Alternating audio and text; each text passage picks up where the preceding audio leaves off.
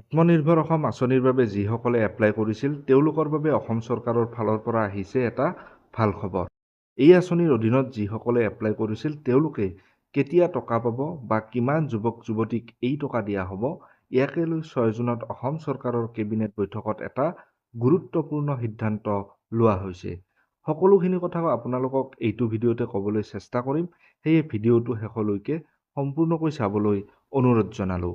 প্ৰথমতে জানো আহক এই আঁচনিখন অৰ্থাৎ আত্মনিৰ্ভৰ অসম আঁচনিখনৰ বাবে আমাৰ ৰাজ্যৰ কিমান নিবনুৱা যুৱক যুৱতীয়ে এপ্লাই কৰিছিল।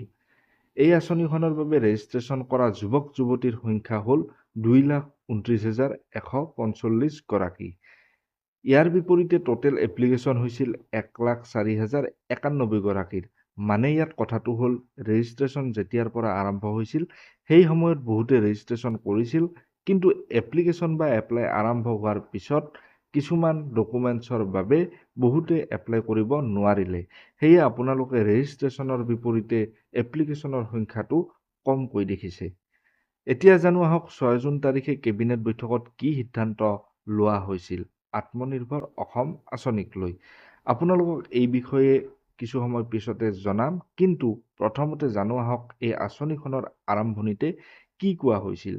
কোৱা হৈছিল যে এই আঁচনিৰ জৰিয়তে দৰিদ্ৰ সীমাৰেখাৰ তলৰ আৰু নিম্ন আয়ৰ পৰিয়ালৰ ক্ষুদ্ৰ উদ্যোগী যুৱক যুৱতীসকলক উৎসাহিত কৰি স্ব উপাৰ্জনৰ সুযোগ সুবিধা প্ৰদান কৰা হ'ব। অৰ্থাৎ এই আঁচনিখনৰ জৰিয়তে যিসকল দৰিদ্ৰ সীমাৰেখাৰ তলৰ যুৱক যুৱতী আছে তেওঁলোকক উৎসাহিত কৰাৰ উদ্দেশ্যে বা তেওঁলোকক স্ব উপাৰ্জনৰ সুবিধা প্ৰদান কৰাৰ হেতুকে এই আঁচনিখন আৰম্ভ কৰা হৈছিল। আঁচনিখনৰ অধীনত পেছাদাৰী পাঠ্যক্ৰম সম্পূৰ্ণ কৰাৰ পিছত স্বনিয়োজন কৃষি আৰু উদ্যান শস্য, মীন পালন, হাঁহ কুকুৰা পালন, দুগ্ধ পাম, পেকেজিং, ৰেডিমেড পোছাক, গছপুলি ৰোপণ, কাঠ আধাৰিত উদ্যোগ, ষ্টেচনেৰী, ফেব্ৰিকেশ্যন বা হাৰ্ডৱেৰ সামগ্ৰী আদিৰ বাবে উপাৰ্জন সৃষ্টিকাৰী কাৰ্যকলাপক সামৰি লোৱা হ'ব। অৰ্থাৎ এই আঁচনিখনৰ অধীনত আপোনালোকক যি টকা আগবঢ়োৱা হ'ব সেই টকা আপোনালোকে উদ্যান শস্য হওক, মীন পালন হওক, কৃষি হওক, হাঁহ কুকুৰা পালন হওক, এনেদৰে বিভিন্ন ক্ষেত্ৰত আপোনালোকে সেই টকাটো ব্যৱহাৰ কৰিব পাৰিব। আৰু কোৱা হৈছে যে অহা 2 বছৰত আঁচনিখনৰ জৰিয়তে 2 লাখ যুৱক যুৱতীক সাঙুৰি লোৱাৰ লক্ষ্য নিৰ্ধাৰণ কৰা হৈছে। অৰ্থাৎ অহা যি 2 বছৰ আহি আছে সেই 2 বছৰত 2 লাখ যুৱক যুৱতীক এই আঁচনিখনৰ জৰিয়তে সাঙুৰি লোৱা হ'ব।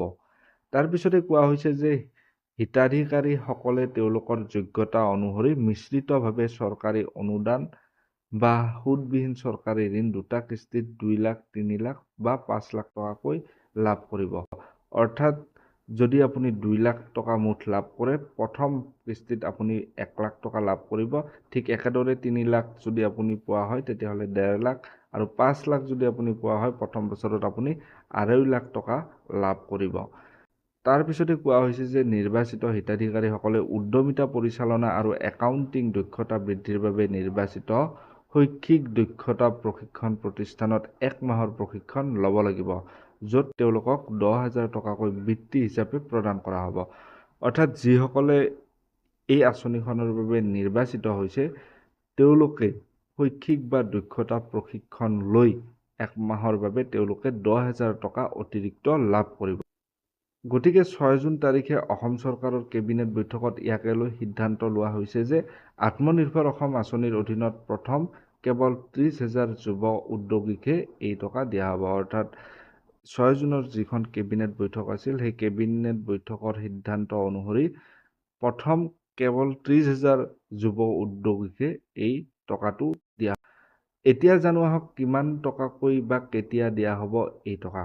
এই টকাটো অহা ছেপ্টেম্বৰ মাহত দিয়া হ'ব বুলি উল্লেখ কৰা হৈছে। অৰ্থাৎ চলিত বৰ্ষত এই 2024 চনৰ ছেপ্টেম্বৰ মাহতে 1 লাখকৈ টকা 30,000 যুৱ উদ্যোগীক দিয়া হ'ব বুলি কেবিনেটত সিদ্ধান্ত লোৱা হৈছে। গতিকে যিসকল এই আঁচনিখনৰ বাবে নিৰ্বাচিত হৈছে সেই নিৰ্বাচিত হোৱা 30,000 যুৱ উদ্যোগীকহে 1 লাখ টকাকৈ দিয়া হ'ব অহা ছেপ্টেম্বৰ মাহত।